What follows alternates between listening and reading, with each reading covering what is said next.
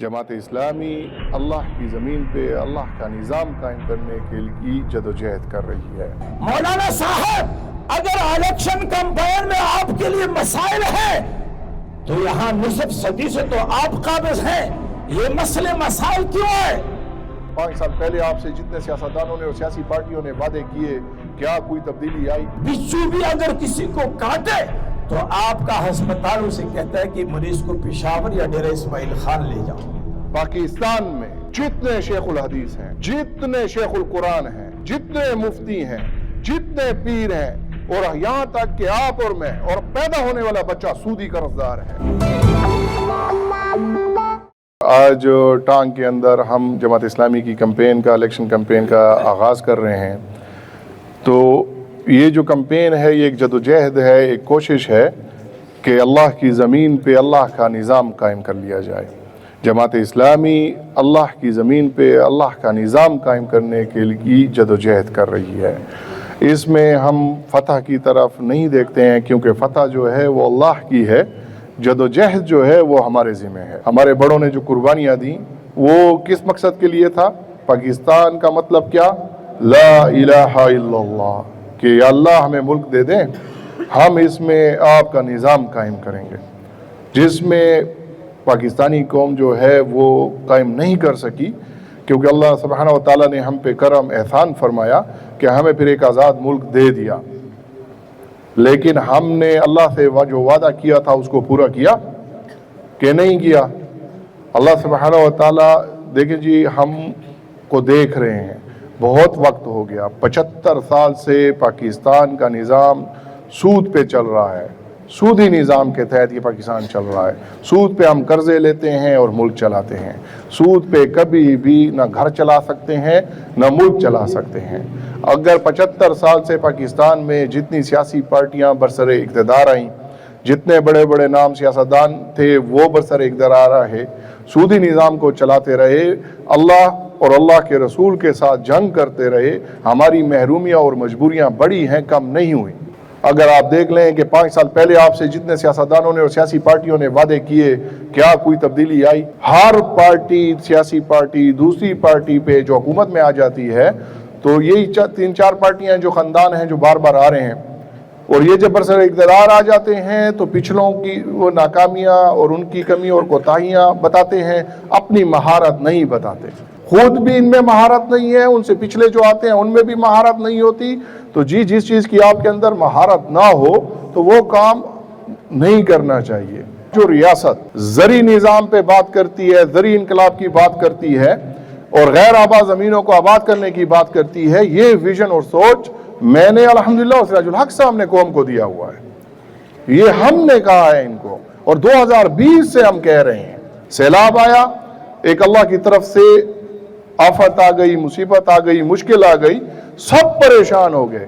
हमने मुश्किलात को देखते हुए एक राय दी, और राय ये थी कि भाई सैलाब आ गया, पानी तो आ गए, अब जमीन लोगों को बीज दे दें कि लोग ज़मीनें आबाद कर लें, मसरूफ हो जाएंगे, ट्रॉमेटिक कंडीशन से निकल आएंगे, उनके अंदर जो नाउमीदी है तो वो कम हो जाएगी।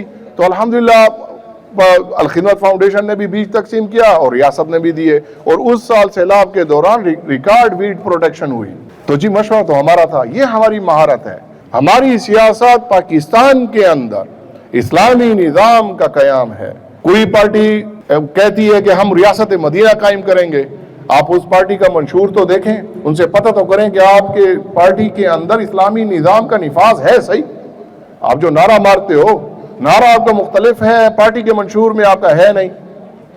और एक आपको सख्त बात सख्त है लेकिन हकीकत है, पाकिस्तान में जितने शेखुल हदीस हैं, जितने शेखुल कुरान हैं, जितने मुफ्ती हैं, जितने पीर हैं, और यहाँ तक कि आप और मैं और पैदा होने वाला बच्चा सूदी कर्जदार है। पाकिस्तान की ये जो माशी हालत है और ये बुरहान से हम निकल जाएं तो जी, इसका हल सिर्फ जमात इस्लामी है। इस मर्तबा सिर्फ जमात इस्लामी। मैं जमात इस्लामी पाकिस्तान और सिराजुल हक साहब के साथ खड़ा हूं। अगर आप खड़े हैं तो हाथ खड़ा कर दें। अल्लाह आपको खुश रखे। जज़ाकल्लाह खैर। एक आदमी चिंची का रक्षा खरीदता है اس سے اپنا گھر چلاتا ہے. ہمارا PIA خسارے میں جا رہا ہے, ہمارا ریلوے خسارے میں جا رہا ہے. ایک آدمی چمچی رکشے سے اپنا گھر چلا سکتا ہے تو اس ملک کا PIA خسارے میں کیوں ہے؟ کون اس پر مسلط ہے؟ ایک آدمی چھوٹا سا دکان اور کوکا کھولتا ہے, اس سے گھر چلاتا ہے. ہمارا سٹیل مل خسارے میں جا رہا ہے. ذمہ دار کون ہے؟ ملک کے حوالے سے بھی یہ سیاسی لیڈر یہی رونا روئیں گے, اور یہاں ٹانگ کے حوالے سے بھی یہی رونا روئیں گے کہ یہاں امن و امان نہیں ہے. الیکشن کمپین میں مسائل ہیں. مولانا صاحب, اگر الیکشن کمپین میں آپ کے لیے مسائل ہیں تو یہاں نصف صدی سے تو آپ قابض ہیں. یہ مسئلے مسائل کیوں ہے؟ یہاں ٹانگ کے مسائل کے حوالے سے کہ جی بجلی نہیں ہے, یہاں پانی نہیں ہے, یہاں سڑک اور راستے نہیں ہیں, یہاں اسپتال. یہاں افسوس کی بات یہ ہے کہ رات کو آپ اسپتال میں جائیں ایمرجنسی میں تو سکن اسپیشلسٹ بیٹھا ہوا ہوتا ہے. یہ اسپتال کی حالت ہے. آپ کا معمولی بچھو بھی اگر کسی کو کاٹے تو آپ کا ہسپتال اسے کہتا ہے کہ مریض کو پشاور یا ڈیرہ اسماعیل خان لے جاؤ. یہ حالت ہے. یہ تمام سیاسی لیڈر اور یہاں کاغذات نامزدگی جمع کرنے والے جتنے بھی ہیں, ٹانگ کے عوام کے پاس جا کر کے مگر مچ کے آنسو بہائیں گے اور روئیں گے اور ان مسائل کا ذکر کریں گے کہ ٹانگ تباہ ہو گیا, ٹانگ برباد ہو گیا, یہاں بجلی نہیں ہے, یہاں پانی نہیں ہے, یہاں امن و امان نہیں ہے, صحت کے مسائل ہیں, ایجوکیشن کے مسائل ہیں, روڈ راستوں کے مسائل ہیں. جماعت اسلامی کا سوال یہ ہے کہ نصف صدی سے تو تم لوگ ٹانگ پر مسلط ہو, ان مسائل کا ذمہ دار پھر کون ہے؟ جماعت اسلامی نے سیاست کو بیوپار نہیں سمجھا, اس کو کاروبار نہیں بنایا کہ الیکشن پر 10 کروڑ خرچ کرو اور 50 کروڑ کماؤ, پروجیکٹ فروخت کرو, ترقیاتی اسکیم اور منصوبوں کو فروخت کرو اور مال بناؤ. یہ جماعت اسلامی کا ویژن نہیں ہے. آپ کے سامنے جماعت اسلامی نے اپنے امیدواروں کو کھڑا کر کے آپ سے یہ سوال کیا ہے کہ بھائی آپ کو اگر جماعت اسلامی کے کردار کے حوالے سے سوال ہے تو آپ سوال کیجئے. آپ کو اعجاز اوان یا مفتی امتیاز کے کریکٹر کے حوالے سے کوئی سوال ہے تو آپ سوال کیجئے.